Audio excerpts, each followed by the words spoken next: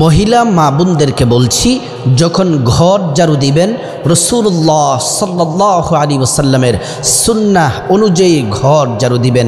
রাসূল করিম সাল্লাল্লাহু আলাইহি ওয়াসাল্লাম জানিয়েছেন কিভাবে ঘর ঝাড়ু দিলে আল্লাহর পক্ষ থেকে প্রচুর পরিমাণে সংসারে বারাকা আসে, সংসারে আয় উন্নতিতে বরকত হয়, নবীজি জানিয়েছেন।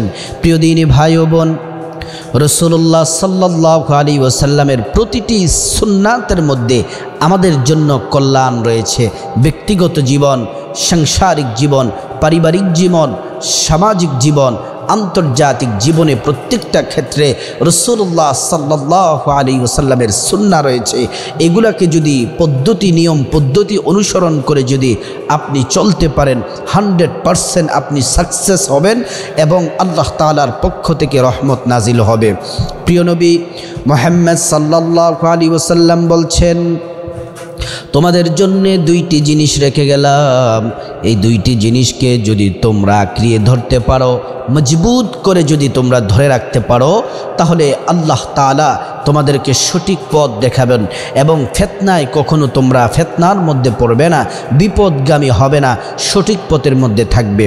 হাদিসে রাসূলুল্লাহ বলেন, তারাকতু ফীকুম আমরাইন লান তাদিল্লু মা তামাসসাকতুম বিহিমা কিতাবাল্লাহ ওয়া সুন্নাত রাসূলি। রাসূলুল্লাহ সাল্লাল্লাহু আলাইহি ওয়াসাল্লাম বললেন, তোমাদের জন্য দুইটি জিনিস রেখে গেলাম, একটি হলো কোরআন আর একটি হলো সুন্নাহ। সুবহানাল্লাহি ওয়া বিহামদিহি। এই দুইটা জিনিস ভালো করে মজবুত করে ধরে রাখতে হবে। প্রিয় দিনী ভাই ও বোন, আপনাদেরকে যেই গুরুত্বপূর্ণ আলোচনা করতেছি, যে পদ্ধতিতে ঘর ঝাড়ু দিলে আপনার সংসারে প্রচুর পরিমাণে বারাকা আসবে।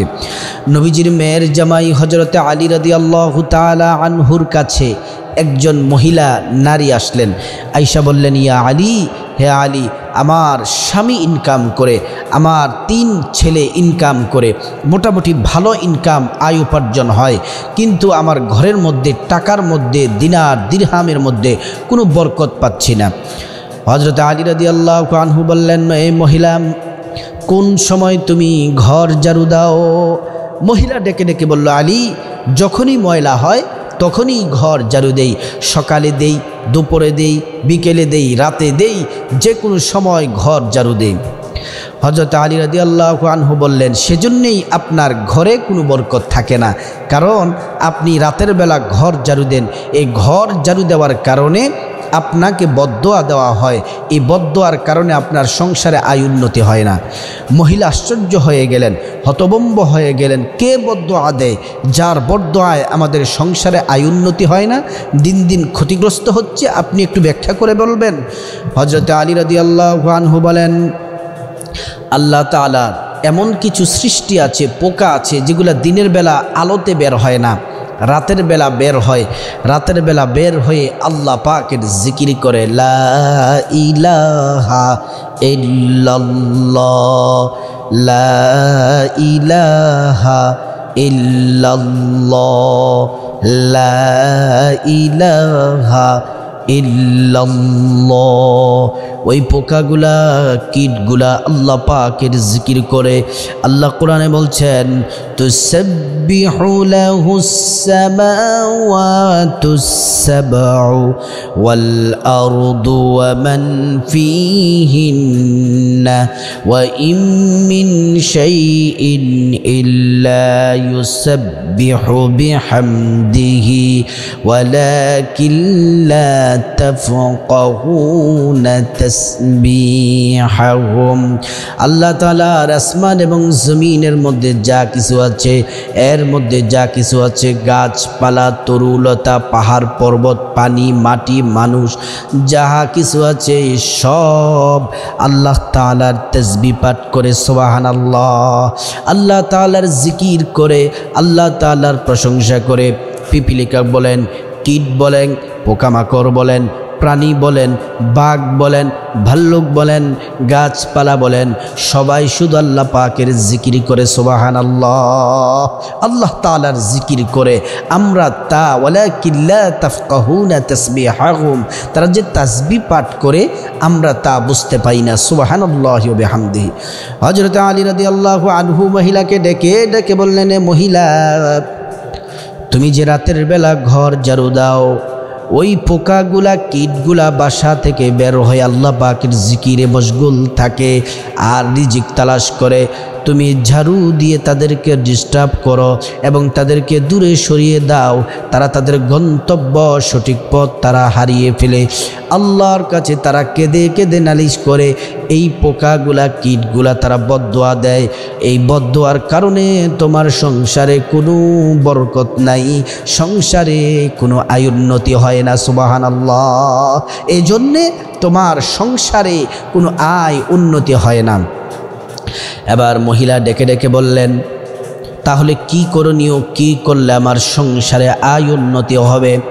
হযরত আলী রাদিয়াল্লাহু আনহু বলেন, তোমার উচিত আজ থেকে সূর্য ডুবার আগেই তুমি ঘর পরিষ্কার পরিচ্ছন্ন করে ফেলবে।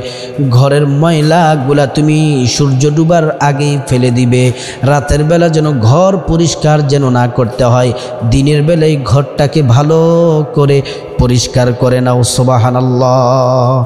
আর যখন তুমি ঘর ঝাড়ু দিবে তখন পড়বে বিসমিল্লাহির রহমানির রহিম।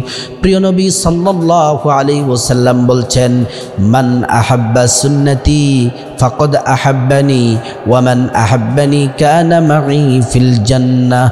যে ব্যক্তি আমার একটি সুন্নাতকে মজবুত করে ধরলো, আঁকড়িয়ে ধরলো, জিন্দা করলো, আমি তাকে ভালোবাসি, আল্লাহ তাকে ভালোবাসেন এবং আমি নবী আল্লাহর কাছে সুপারিশ করে আমি রাসূল তাকে জান্নাতে পৌঁছে দিব। সুবহানাল্লাহ। এজন্য আপনি সব সময় মহিলা মা বোনদেরকে বলছি, আপনার ইসলামকে জানতে হবে, বুঝতে হবে, মানতে হবে। একজন নেককার নারী কত দাম শুনলে আপনারা অবাক হয়ে যাবেন। নারীদের মর্যাদা ইসলাম কত দিয়েছে হাদিসটি শোনাই অবাক হয়ে যাবেন।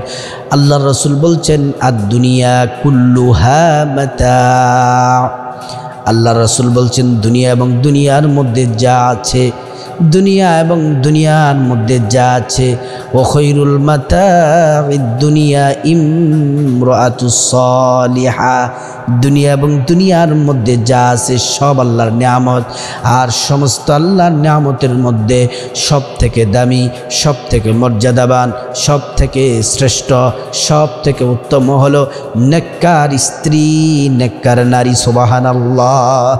একজন নেককার নারী সে সবসময় আল্লাহকে ভয় করে চলে, প্রত্যেকটা কাজের শুরুতে বিসমিল্লাহ পড়ে। আপনি যদি বিসমিল্লাহ পড়েন, খাবারের মধ্যে বরকত হবে। বিসমিল্লাহ পড়লে সংসারে আয় রুজিতে বরকত হবে। বিসমিল্লাহ পড়লে কোনো শত্রু আপনার ক্ষতি করতে পারবে না, পরিবারের কাউকে ক্ষতি করতে পারবে না। সকল ধরনের বিপদ মুসিবত থেকে আল্লাহ তাআলা হেফাজত করেছেন।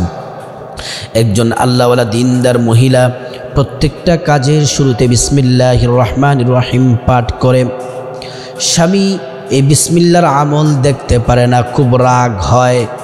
একদিন স্ত্রীর এই বিসমিল্লার আমল দেখে স্বামীর অন্তরে খুব রাগ আর ক্রোধ।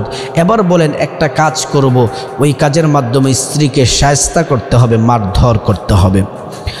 স্বামী একটা টাকার পটলি, এই পটলিটা এনে স্ত্রীর কাছে দিলেন।